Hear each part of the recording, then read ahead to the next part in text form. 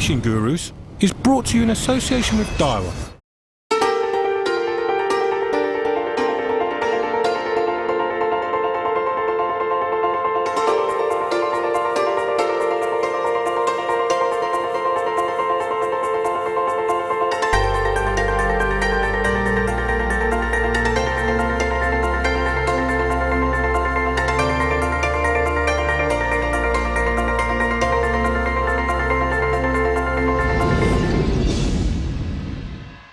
Hello and welcome to another episode of Fishing Gurus. My name's Dean Macey and we have a very special show for you today. I know I always say that, but it really is. We're on the banks of the River Kennet at Burfield, run by Cemex Angling, one of my favourite stretches of river in the entire country. We're going to be targeting chub and barbel, but the river isn't in great trim, so it's going to be pretty difficult. But I'm not going to be doing it all on my own. We've got the former England goalkeeper and fishing star David Seaman to help me out. He's set up just down the bank, so let's go and meet him. David, welcome to Fishing Gurus, mate. It's an absolute pleasure having you on, but I've got to say the river looks a bit funny at the moment, doesn't it? It does, yeah. It's not the best. You know, as you know, I live on the Kennet, and I see it going up and down. Yeah, I know, you've rubbed it in several times this morning, mate, trust me. But yeah, it's a little bit high and a little bit coloured. Yeah, we're actually saying that, I mean, we turned up, what, a couple of hours ago before the cameras, had a wander. The swim you're fishing, it was underwater. Yeah. About an hour ago it wasn't, and now it's back underwater. It's coming up and down like, you know, like a yo-yo at the moment. So strange, but yeah, you never know. You know, does it make the fish work harder? Does it make them hungrier? Well, let's hope so.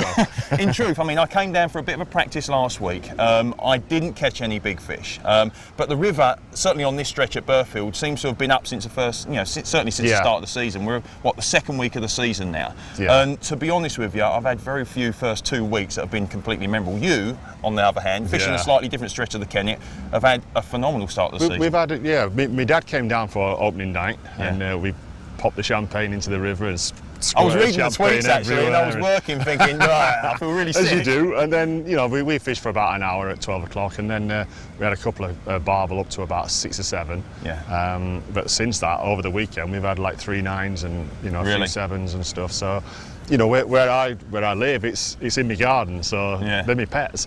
Well, this is 100 miles away from me, but one of my favourite stretches of the river. You've actually decided to fish the Whirlpool because this is a style of fishing you've been doing recently over the last couple of weeks. Yeah. I'm fishing sort of a little bit further down the bank in what we call the runoff, a little bit more sort of delicate fishing.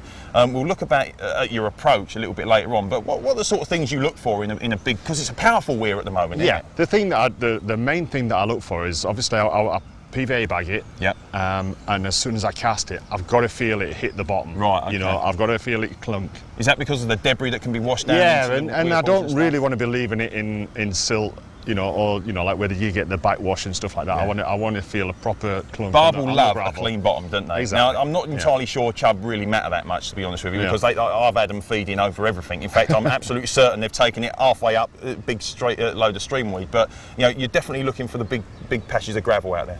Yeah, but like I say, you can tell as soon as it hits, you know, feel your lead down and feel that clunk, and then just tighten up. Right, well, you've got 2 rods out already. I haven't yet made my first cast, although I have put some bait in, so I'm going to leave you to it, mate. Good luck. Cool. Hopefully we'll be seeing each other very, very soon, but I'm going to go and get my rods out now. Can't wait. Good luck, I'm mate. off.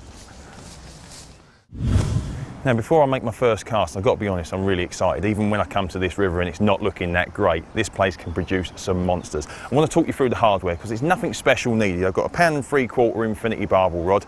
I've got a 4,000 cal deer loaded with 10-pound dragline. Now, 10 pound in these sort of conditions is probably the minimum you want. It's only a small river, but when these big fish go, you need to hang on to them big time.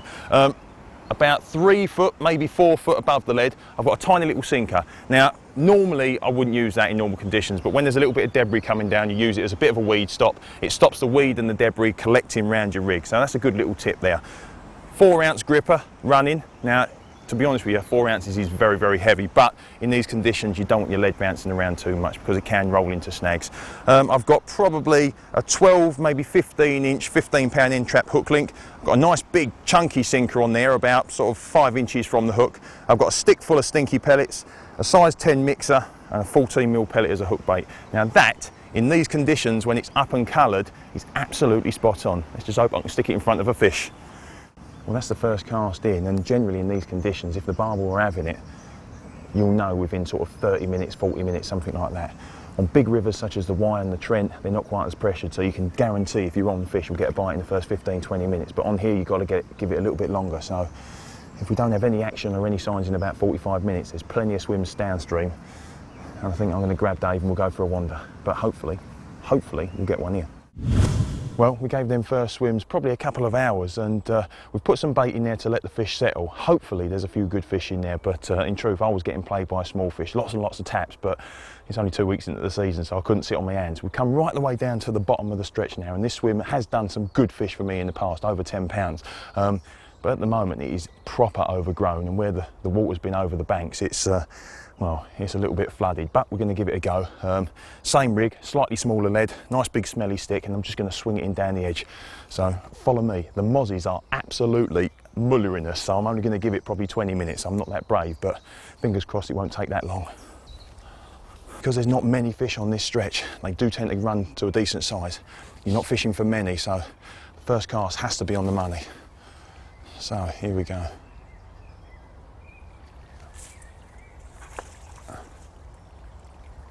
Beautiful.